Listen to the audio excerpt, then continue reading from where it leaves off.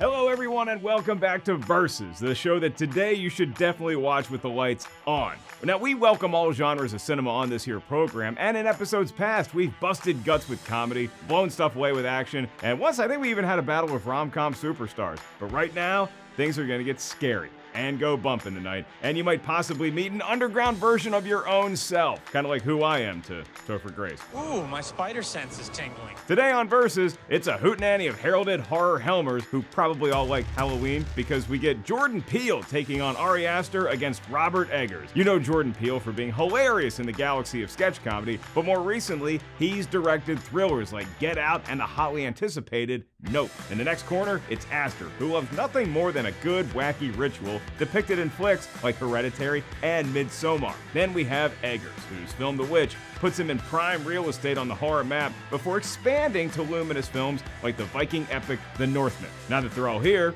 in spirit, of course, I, Mark Ellis, pledge to take you on a journey through their filmmaking odysseys, still in progress, to see who reigns supreme, as of right now, behind a camera. The director has final word on their set, but now they're all waiting in suspense for my judgment, which puts a lot of pressure on me. I'm really just saying words that will hopefully celebrate their careers, but it might get competitive. So if y'all want to get crazy, we can get crazy. Here's how we'll determine a winner. Round 1, box office. Round 2, Tomatometer/audience score. Round 3, characters. Round 4, and then we'll do a wild card round that I hope won't involve more screaming. That one was pretty mailed in, I'll be honest. Mike and Sully would get no credit for that wail I just ushered. I guess I'm lucky that I've never had to shriek and tear for that long. Closest I've gotten may have been in the hands of any one of these three master craftsmen. You got Jordan Peele and his penchant for unique storytelling concepts, Ari Aster's astounding and terrifying visuals, Robert Eggers' examination of historical mythology. It's just about every one of the movies we're about to discuss I've seen in a packed theater with tense audiences, including the time we all had to leave halfway through because a real-life earthquake was happening. You wanna guess which movie? I'll tell you at the end. In the meantime, we're about to chill some bones and tingle some spines. Let's get it on. Round 1, box office. Clearly, I'm not the only one willing to fork over some hard-earned cash to see the films of Jordan Peele, Ari Aster, and Robert Eggers. They've each made films that have done well at the box office, oftentimes on tiny budgets, and the exciting part is that it feels like they're just getting started, meaning we get to do an updated vid rematch in like, you wanna do 5 years? Sounds good? Every 5 years from now on? So far, Robert Eggers has seen his star on the rise thanks to his 2015 Sundance premiered movie, The Witch, a film that word of mouthed its way to an impressive $40 million on just a $4 million budget. From there, he would go on to do the dark psychological comedy The Lighthouse, which pulled in only $18 million, but still turned a nice profit off of an $11 million budget. Then we got treated to the much more expensive The Northman, which has grossed $65 million worldwide to date. The budget has been reported to be anywhere from $60 to $90 million, but regardless of where that exact number rests, that makes this Viking quest by far the most costly of any film from our directorial trio today. In fact, the next priciest film, Us, cost $20 million, and after that, no one spent more than $10 million to make a feature, with the obvious exception of The Lighthouse. Ari Aster appears to be the most frugal, as Hereditary and Midsommar combined for a $19 million budget, because someone had to pay for those flights to Europe. I feel like I can't tell if you're joking. And both turned in a hearty return on investment. Hereditary burned up the box office to the tune of $81 million, while its follow-up Midsommar grossed $47 million. So let's recap the score so far. Aster's total gross from two films is $128 million, besting Robert Eggers by just $5 million, but Eggers had another movie to toss on the pile, so his average per film is currently $41 million, while Aster's is $64 million. All right, the gauntlet has been thrown down, the high bar has been set, and good God, that's Jordan Peele's music. We made it! Dude is a force to be reckoned with at the multiplex, and he hit the ground running with Get Out, as the smash hit generated $252 million worldwide on the big screen. Peele's 2018 follow-up Us would surpass even that, as it hauled in $256 million on that $20 million budget. If your gut is feeling that Jordan Peele is gonna walk away winning this round, here's some quick math that confirms it. His two movies that we have complete earnings for so far have totaled over $500 million, making for a per flick average of $254 million. Would his third film have helped? Yeah. Did he need it to win this round? Nope. It's the name of the Anyway. Nope. Peele takes the first point of the day and goes up 1-0 to nothing. You ain't seen that one coming, did you? Round 2, Tomatometer / audience score. Sure, money is great and all, but isn't it also the root of all evil? I guess it's how you spend it. Well, this round isn't about who spent what seeing your picture. It's going to come down to who had the biggest smile on their face leaving the theater. Or in the specific case of these 3 shot callers, who stirred up the most nightmares later that evening?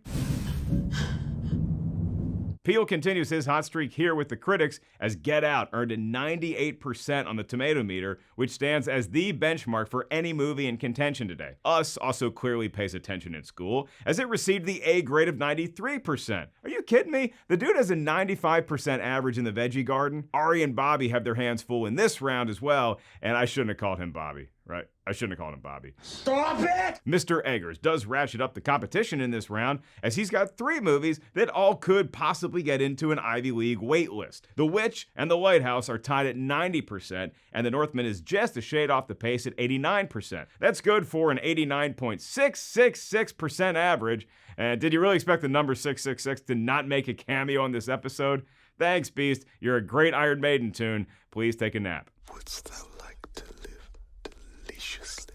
Now Ari Aster steps up to the plate, and while his Tomatometer output is the lowest of the 3, he's still doing pretty well. Hereditary is at 89% on the Tomatometer, while Midsommar is resting at 83%, so that's an 86% average, which is still somehow in last place. The audience score is the only hope for Aster now, and there's freshness to be had. It's interesting. Usually with horror content in decades past, a movie would do okay with critics, but great with audiences who love a good scare. But here, Ari's work dips into the 60s with the audience. You, the good people of Earth, have landed on 68% for Hereditary and 63% for Midsommar, which given to the content in that film is a huge win. All right, so we got some freshness here with a 65% average for Ari. Here comes Robert Eggers. Good news. The Northman is at 63% fresh on the audience score, and The Lighthouse is at 72%. All right, it's time for The Witch to drop the hammer with the 59%. It's rotten according to the audience? How? Did y'all not appreciate that weird-looking goat? As far as creepy goats go, Black Phillip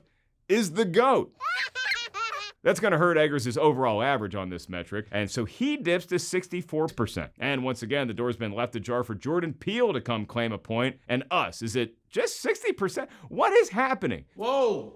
Whoa! The critics are slurping all this content, the audiences are getting a little more choosy. But even the choosiest of moms choose Jif, and the most selective of crowds still approve of Get Out. It's at 86% here, and all is starting to get restored to normal. Peele and his averages, 95% on the Tomatometer and 73% on the audience score, are poised for another handy victory here. But before we call it a round, here's a fun fact. Every one of the movies we're discussing today are in the top 50 of the 100 best horror movies of all time according to Rotten Tomatoes. You can check that list out at the website. The only flick appearing here that's not on that list is The Northman, which isn't really a horror movie. Not for the most part.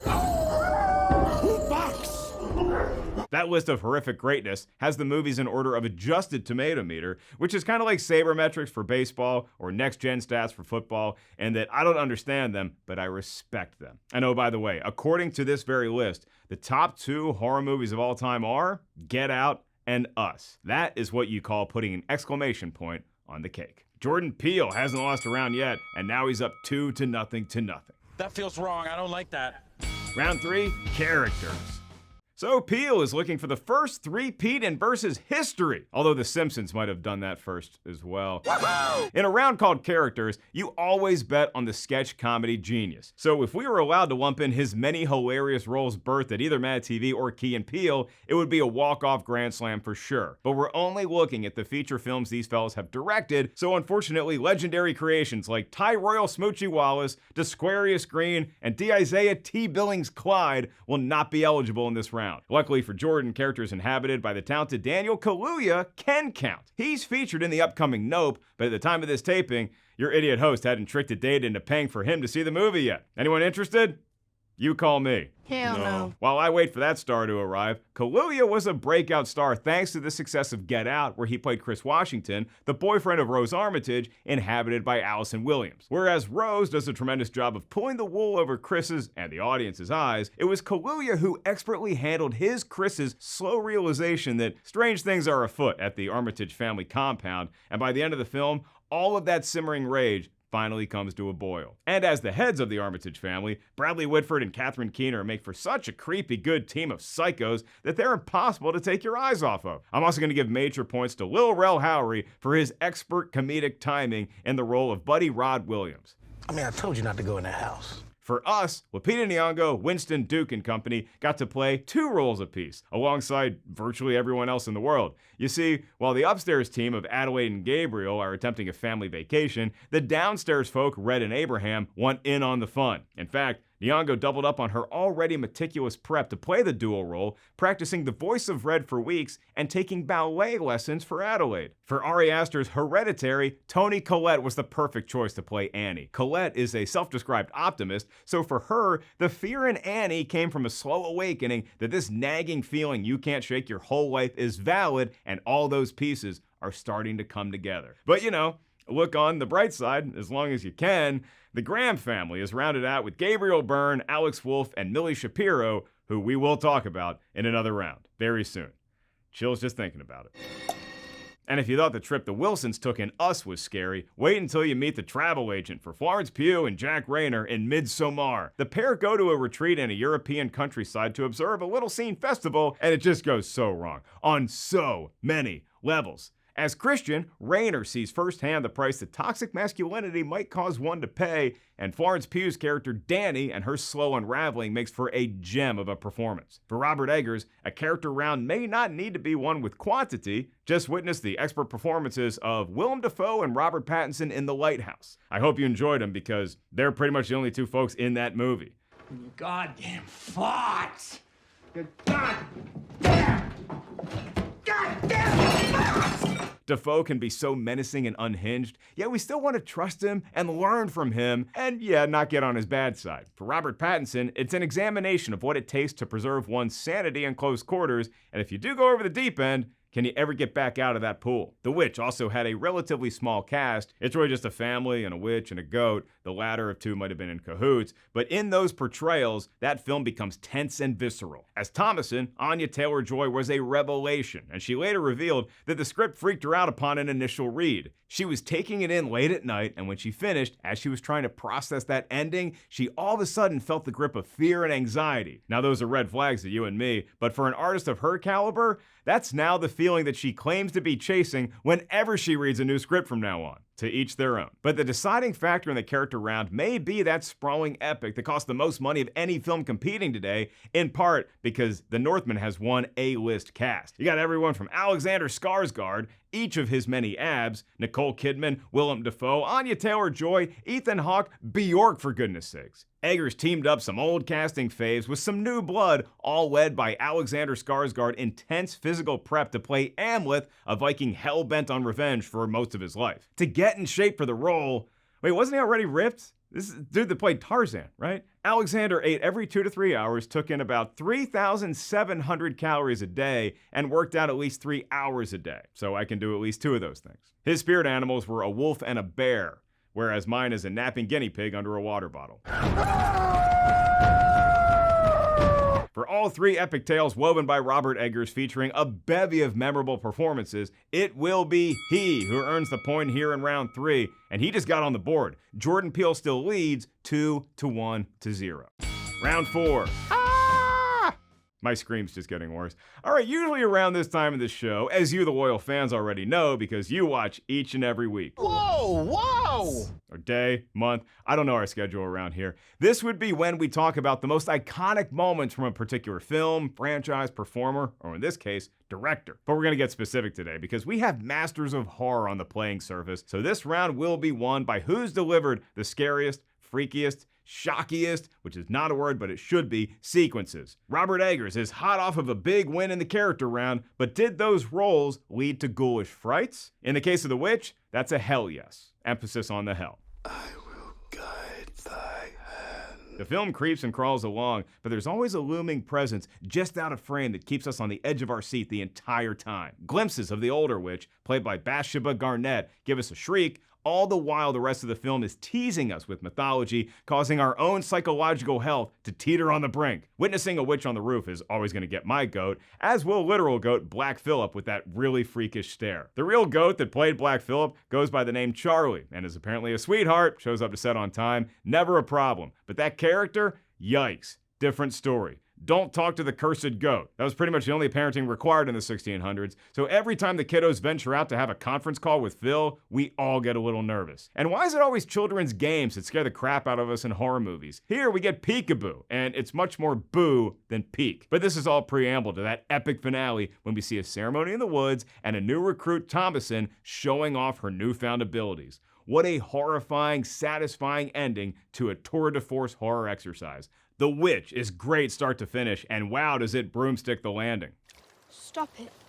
The Northman, even with its action tilt, will still give viewers chills. I mean, come on, Willem Dafoe's still in it. And the visuals, like the raid in the village scene, can certainly stay with audiences long after the lights go up. Speaking of Dafoe, his foray into madness in the lighthouse tricks us into walking down that path with him. Even when we're all having a good time and hitting the sauce a little too hard, there's a scary look waiting for us in the very next frame. And that mermaid sequence is, well, it's not what you're gonna find in The Little Mermaid. Not the Disney one, anyway. Jordan Peele's Get Out was able to spin some serious social commentary into a horror thriller with a pinch of satire. I believe they've been abducting black people, brainwashing them, making them work for them as sex slaves and shit.